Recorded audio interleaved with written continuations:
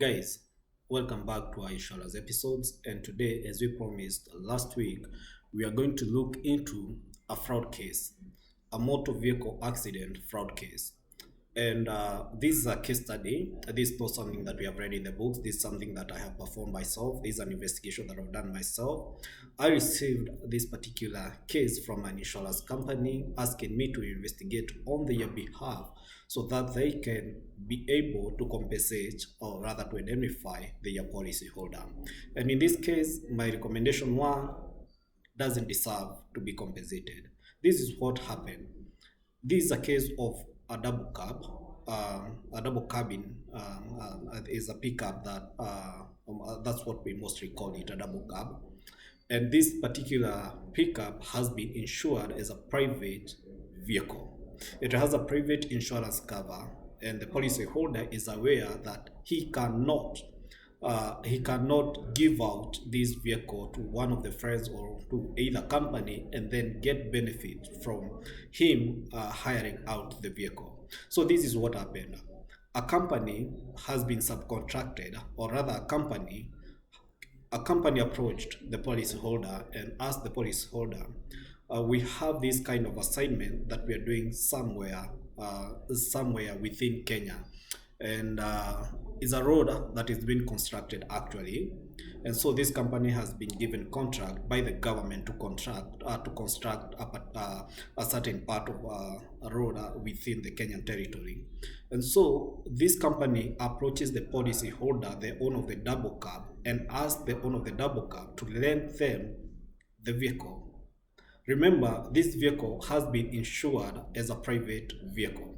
And so the policy holder, the owner, okay, when I say the policy holder, I mean the owner of the vehicle. So the policy holder gives this company the vehicle and expects to be paid 120,000 every other month. At the end of the month, the company that is constructing the road gives the policy holder 120,000. So, number one, this vehicle now will be used outside the scope of the cover because now this is a commercial use. The policy holder is getting benefits from this vehicle. So now the worst happened. The vehicle was involved in an accident. The vehicle was involved in an accident when, in the process, or rather, when it was being used in road construction. I think the vehicle was being used to transport petroleum products, fuel, oil to the huge other tractors, to the huge other trucks that were constructing the road. So this is what happened. An insurance company that had insured this double cab approaches us, gives us the assignment. An accident has happened. Our vehicle that we had insured was involved in an accident. Can you investigate on behalf of us so that we can ascertain the damages, so that we can know the circumstances of the accident, so that we can know who was driving the vehicle, so that we can know if it was within the scope of the cover. So this is what happened. Once an investigator received such a case, they first read the policy documents. You see, this vehicle was insured as a private vehicle, or this vehicle was insured as a commercial vehicle. This vehicle was insured comprehensively. This vehicle had a third-party insurance cover, and these are the risks that were covered under this scope or under this insurance cover. So we read the policy document. The next thing we do, we contact the policy holder. The policy holder, we contact them so that we can have a moment with them. We arrange a meeting where we visit them, or they visit the investigator offices. And once they visit or a meeting has or during the meeting, we take statement for the policy holder. The policy holder narrates to us the history, the purchase history of the vehicle, how the vehicle has been used, how he insured the vehicle, and then if there was any other person who was in the vehicle during the time of accident, we also call them for a meeting. And if the policy holder was not there during the accident, he gives us the people who were involved in that accident or who were using the vehicle in the accident. In this particular case, the policy holder was not at the accident. So he gave us the driver who was driving the vehicle during the time of the accident. Once we met the driver, okay, the police narrated to us his story that the vehicle was being used to run his errands, and so he did not mention to us that the vehicle was being used by a construction company which he had led the vehicle to them. So he told us the vehicle was running his errands, and because he was not the one who was with the vehicle, he gave us the contacts for the driver. We contacted the driver. The driver first hesitated to meet us, or rather to meet us so that he can record the statement with us. And we tried to persuade the driver, and we told the driver, we told the policy order that we cannot continue with this case. We cannot give recommendation or report to the insurance whether they compensate you or not until you persuade your driver to record a statement with us. So the driver came and recorded a statement with us, and he insisted that he was running the policy holder's errands. This was not enough because the driver told us he was not alone in the vehicle when the accident happened. So he gave us another contact to the person they were together with in the vehicle. Now, this is where we caught the policy holder and his driver, and why we knew they were lying. All this time, we have not visited the scene of the accident. All this time, we have not seen the vehicle and took photos for the vehicle, because once we are doing an investigation report, we do attach the photos of the scene. We do attach the photos of the vehicle, of the damaged vehicle. So this other person who was with the driver, he was near the scene of the accident, because the driver was within Nairobi, and the site where they were constructing the road was far away from Nairobi. But it happened the other person who was with the driver was in that place near the scene of the accident, and near the scene of the accident, that's when the accident was reported. So we persuaded the other person who is the driver to have a meeting with us in the police station, as we were going to take a police report to authenticate the abstract which was forwarded by the policy holder. And this person who was with the driver came and met us at the police station, and he accepted to record a statement with us in the presence of the police. And to make it easier for him, we said that we told the person we are not going to record the statement in the presence of the police, because maybe after this you can say that it was you feared the police, or rather you did not want to say what is not true in the presence of the police. So we chose a place outside, a cafe outside the police station. That's where we recorded the statement. And this person told us that this vehicle has been used by the driver for the last 6 months for this construction company. They have been going to petrol station, get oil, get petrol, get diesel, and then transport it to the site where they are doing the construction. And told us that every other month, they are the same people who takes the vehicle for servicing. He told us he has never seen the policy holder. What he knows is that he has been hearing from the driver that the policy holder is being paid good money for them to use the vehicle of the policy holder. And that was the case. That's how we got that the vehicle was being used outside the scope of the cover. So what we did then, we went back to the police, because all this time we had not gotten the police report. And the police report we got is that they knew the vehicle, because sometimes it was being parked at the police station when it was not being used. So the police who visited the scene told us that he knows the vehicle, he knows the driver, he knows the other person who drives with the vehicle with the driver, because they have been parking the vehicle in the police station once the vehicle is not in use. So the police gave us the report, how they visited the scene, how they were contacted by the driver and the driver, because they did not get injured after the accident, but the vehicle was severely damaged. So the driver got out of the vehicle after the accident, called the owner of the vehicle, contacted the police, and the police visited the scene. The police took the details of the scene of the accident, and then they went to book in the OB. And they booked the OB as a vehicle that is being used because themselves also did not know the owner of the vehicle. So they booked the vehicle was for this construction company. And because it was for the construction company, now we got all details to ascertain that this was fraud. So the owner of the vehicle first lied to us that the vehicle was running his errands with his driver. Two, the driver lied to us that he was running the errands of the owner of the vehicle. But the police have a different record, a different booking, a different report.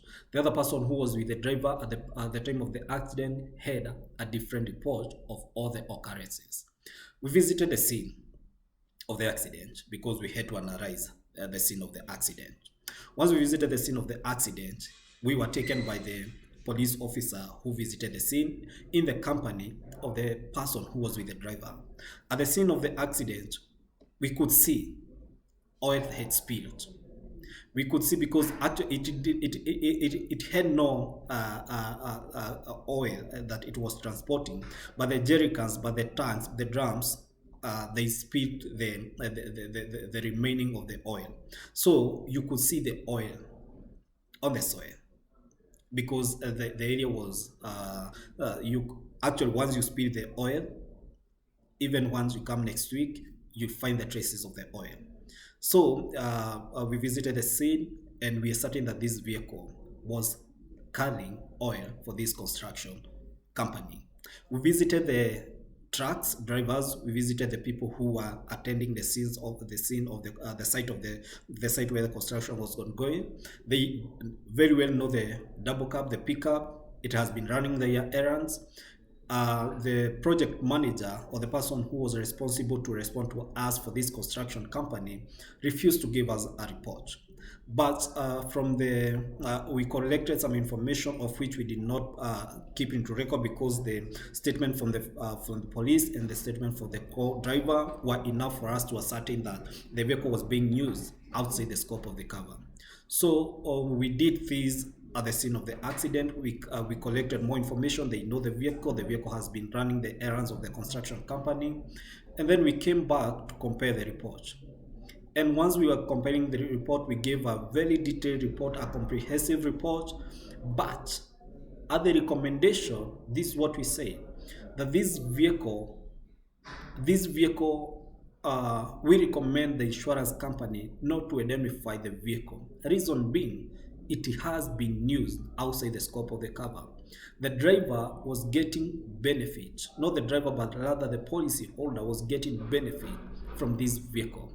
So he was using the vehicle commercially outside the private insurance cover that it had been insured. How did we know that how did we know that the policy holder was being paid 120,000 every other month? At the construction company, there was an individual. Remember, once the government gives construction contracts for roads, it gives one particular company. And this particular company now subcontracts people who transport them oil, people who gives them the tractors, people who give them the trucks. So this our policy holder was given was subcontracted. His vehicle was then so that it can be transporting oil by a company that has been subcontracted by the construction company. So the person was sending money via M-Pesa. The policyholder was being paid via M-Pesa. So we could ascertain that by the every 30th, first, or that it was not going beyond faith, was receiving 120,000 from a particular individual. And this individual, we are certain that he is working for this construction, for this company that has been subcontracted by the construction company. So all these details, once we put them together, we are certain that the vehicle was being used outside the scope of the cover. So guys, this is what happens. If you insure your cover privately, use it for private matters. Don't let your vehicle out. Don't commercialize your vehicle. If you want to commercialize your vehicle, visit your insurance company, tell them that I want to be using my vehicle as a commercial vehicle. They will give you a comprehensive, comprehensive commercial cover, and then you can run your errands. You can run the errands of the vehicle commercially, so you can use the vehicle as a private or commercial. Because at the once the accident happens or during the theft case, you'll not get confused. You'll not find ways to lie to the insurers. And out of 100 cases that are received by insurance, out of 10 fraud cases, nine of them at the end of the day, they are certain to be fraud. It's very hard for fraud case to be successful. Once it gets to the hands of an external investigator, it's very hard for it to be successful. So if you want to use your vehicle commercially, get an insurance comprehensive cover. If you want to get to use your vehicle for private matters, get a private insurance cover. But if we are living in times where the economy is rough. A person will approach you like, let me give you 1,000, 2,000, let me your vehicle, and who knows? And we are not saying that accident will happen, but an accident happens. And then this person, we are certain that you got a benefit, you got paid for this person to use his vehicle. So insurance, your vehicle is a written off, is a write-off, but the insurance will not pay you, will not compensate you. Why? Why don't you use your vehicle within the scope of the insurance cover? By doing this, you'll be safeguarding the risk. By doing this, at the time of theft, there will be no hard things for you to get compensated, for you to get indemnified for the accident or for the accident or for the theft. So guys, remain truthful to the insurance cover that you got. Next week, we are going to look for a case study in a theft case, and then after that, we are going to have episode where we are going to invite various people who who are who have been compensated after accident, who are in the process of getting compensated. We are also going to get people who did not get compensated because either they used the vehicle outside the scope of the cover without their knowledge, or rather the cause of the accident was not covered, was not among the ones that were covered in the policy document. So keep it here, and we love you. Continue subscribing to this, continue liking this, and for the many episode, we will only be able to manage with your support. Can you subscribe, share, and like? Thank you very much. Until next week. Goodbye.